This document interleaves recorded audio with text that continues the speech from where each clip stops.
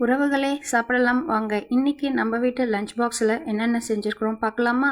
First cauliflower rice, அதுக்கப்புறம் என் பையனுக்காக காராசேவு, பொண்ணுக்காக ஸ்வீட்டு லட்டு, ரச சாதம், அதுக்கப்புறம் மேங்கா பழம் தாங்க வச்சுருக்கிறேன். இது அவங்களுக்கு ரொம்ப பிடிச்ச விஷயம். அதனால் ரொம்ப மிச்சம் வைக்காமல் சாப்பிட்டுட்டு வந்திருந்தாங்க. காலையில் டிஃபனுக்கு என்ன பண்ணியிருந்தோன்னா பருப்பு தோசை தான். இந்த தேங்காய் உடைக்கும் போது என் பையன் பண்ண சேட்டை இருக்கே பா, நான் அப்படின்னு சொல்லிட்டு ட்ரை பண்ணால் அவனால் முடியல. கடைசியாக நான் தாங்க உடைச்சேன் வழக்கம் போல்.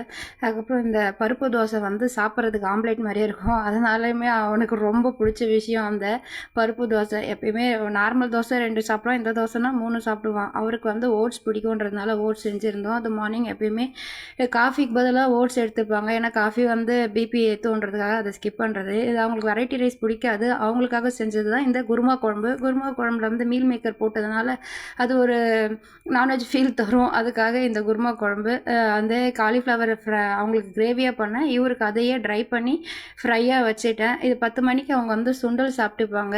அதில் பெருங்காயத்தூள் போட்டுருக்கிறதுனால எப்பயுமே எண்ணெய் ஸ்கிப் பண்ணுறதுக்காக தாளிக்க மாட்டோம். நெக்ஸ்ட்டு பார்த்தீங்கன்னா 5 மணிக்கு அவங்க வந்து கருஞ்சீரக தண்ணி குடிப்பாங்க. அவங்களுக்கு டீ பிடிக்காது. அதுக்காக எடுத்துக்கிறது தான் இந்த கருஞ்சீரக தண்ணி. நெக்ஸ்ட்டு பார்த்தீங்கன்னா இந்த காலிஃப்ளவர் ஃப்ரை எப்படி பண்ணியிருந்தேன்னா, வழக்கம் போல் நம்ம ஃப்ரைட் ரைஸ் செய்கிற மாதிரி தான் செஞ்சுருந்தேன். அதில் என்னென்னா வழக்கமாக இஞ்சி பூண்டு பேஸ்ட் வந்து அரைச்சி தான் அந்த ஸ்மெல் வந்து எப்படிலாம் பிடிக்காது. அதுக்காக நான் என்ன பண்ணியிருந்தேன்னா அப்படியே தட்டி போட்டுட்டேன்.